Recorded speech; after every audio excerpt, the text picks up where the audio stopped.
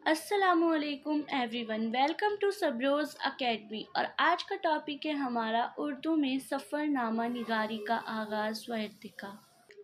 सबसे पहले हम सफ़रनामे की तारुफ देख लेंगे। सफ़रनामे का मकसद, अहमियत, फिर आगाज़ व इर्तिका। तो सबसे पहले बात करते हैं सफ़रनामा निगारी का तारुफ। उर्दू में सफ़रनामा निगारी का तारुफ कुछ इस तरह है कि ये अदब की एक मुनफरद और दिलचस्प सिन्फ है। ये सिन्फ है, आप लोग इसे सिन्फ कर लीजिएगा, जिसमें मुसन्निफ़ अपने सफ़र के दौरान पेश आने वाले वाक़यात, तजुर्बात, मकामात, लोग और सकाफ़तों को तफ़सील से बयान करते हैं। सफ़रनामा निगारी सिर्फ़ एक ज़ाती तजुर्बा नहीं बल्कि क़ारीन को मुख्तलिफ़ जगहों और सकाफ़तों की मालूमात फ़राहम करने का एक ज़रिया भी है। सफ़रनामा निगारी एक ऐसी सिन्फ़ है जिसमें मुसन्निफ़ अपने सफ़र के रुदाद लिखता है। उसमें वो जगहों की तफ़सीलात, रास्तों की मालूमात, लोगों से मुलाकात, मुख्तलिफ़ रस्म व रिवाज, मकाम, खुराक और यहाँ पे खुराक होगा, वहाँ के माहौल को बयान करता है। मकसद, सफ़रनामा निगारी का बुनियादी मकसद क़ारीन को इन जगहों और तजुर्बात से आगाह करना होता है जिनसे वो ख़ुद नहीं गुज़र सकते, या सफ़र की यादों को महफूज करने का भी एक ज़रिया है और मुख्तलिफ़ सकाफ़तों के दरमियान पल का काम करती हैं। इनकी अहमियत देख लेते हैं, जैसा कि सफ़रनामा निगारी की अहमियत इसमें है कि ये ना सिर्फ़ एक अदबी सिमत है बल्कि तारीख़ी और जिगर आफ़ियाई मालूमात का भी ख़ज़ाना है। सफ़रनामी मुख्तलिफ़ अदवार की तारीख़, जगह और सकाफ़त की झलक दिखाते हैं। उर्दू में कई अहम सफ़रनामे लिखे गए हैं, जिनमें से कुछ मशहूर नाम ये हैं। सफ़रनामा हिंदुस्तान आज यूसुफ कमल फ़ोर्स, ये उर्दू का पहला मारूफ सफ़रनामा माना जाता है जिसमें हिंदुस्तान के मुख्तलिफ़ शहरों का ज़िक्र है। इब्न बतूता के सफ़रनामे का उर्दू तर्जुमा।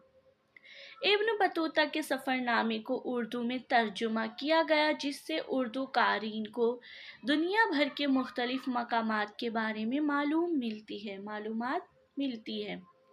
चलते हो तो चैन को चलिए आज इब्न इंशा, ये एक मज़ाहिया अंदाज में लिखा गया सफ़रनामा है जिसने चैन के सफ़र की रुदाद की है।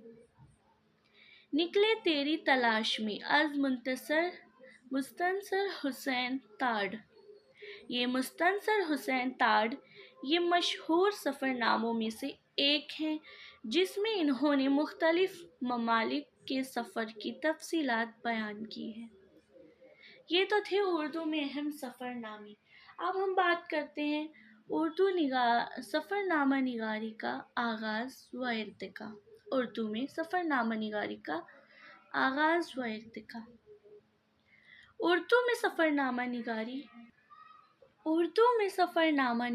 का आगाज़ व इर्तिका एक दिलचस्प और मालूमाती मौज़ू है। सफ़रनामा निगारी अदब की एक अहम सिन्फ़ है जिसमें मुसन्निफ़ अपने सफ़र के दौरान पेश आने वाले वाक़यात, मकामात और तजुर्बात को बयान करता है। उर्दू में सफ़रनामा निगारी का आगाज़ और इर्तिका दर्ज झेल मराहिल से गुज़रा है। जैसे इसका आगाज़ देख लेते हैं। इब्तिदाई दौर। उर्दू में सफ़रनामा निगारी का आगाज़ 19वीं सदी में हुआ। इब्तिदाई दौर में सफ़रनामे ज़्यादातर हज या ज़ियारत की तफ़सीलात पर मुश्तमिल होते थे। इस दौर के मशहूर सफ़रनामे निगारों में मिर्ज़ा ग़ालिब का नाम नुमाया है, जिन्होंने अपने ख़तों में सफ़र के हालात को बड़ी खूबसूरती से बयान किया है। मौलाना हुसैन आज़ाद, کہ سفرنامے اردو کا سفرنامہ نگاری کی ایک اہم کڑی ہے۔ انہوں نے اپنے سفرناموں میں تاریخی و جغرافیائی حقائق کے ساتھ ساتھ مقامی رسم و رواج اور ثقافت کا بھی ذکر کیا ہے۔ ارتقاء 20ویں صدی کا ارتقاء 20ویں صدی میں اردو سفرنامہ نگاری میں اہم تبدیلیاں آئیں۔ اس دور میں سفرنامے صرف حج اور زیارت تک محدود نہیں رہے بلکہ مختلف اور ثقافتوں کے بارے میں معلومات فراہم کرنے لگے۔ اس دور کے مشہور سفرنامہ نگاروں میں ابن انشا اور قدرت اللہ صاحب شامل ہیں۔ جدید دور میں اردو سفرنامہ نگاری میں مزید تنوع آیا۔ سفرنامہ اب زیادہ معلوماتی تحقیقات اور تفریح ہو گئے۔ انٹرنیٹ اور ڈیجیٹل میڈیا کی ترقی میں بھی سفرنامہ نگاری کو ایک نئی جہت عطا کی ہے۔ اس دور کے معروف سفرنامہ نگاروں میں مستنصر حسین تارڑ اور بانو قدسیہ شامل ہیں۔ اختتامیہ اردو سفرنامہ نگاری نے ادب کی ایک اہم سمت کے طور پر اپنی جگہ بنائی ہے۔ یہ نہ صرف سفر کے دوران پیش آنے والے تجربات کو بیان کرنے کا ذریعہ ہے بلکہ مختلف ثقافتوں اور مقامات کے بارے میں معلومات فراہم کرنے کا بھی ایک اہم وسیلہ ہے۔ سفرنامہ نگاری کی ایک صنف وقت کے ساتھ ساتھ ارتقاء پذیر ہے اور مستقبل میں بھی اردو کا ایک اہم حصہ بنے رہے گی۔ ہاں جی، تو یہ تھا ہمارے سفرنامے کا تعارف، اس کا آغاز و ارتقاء اور اس کی اہمیت اور سفرنامے کا مقصد۔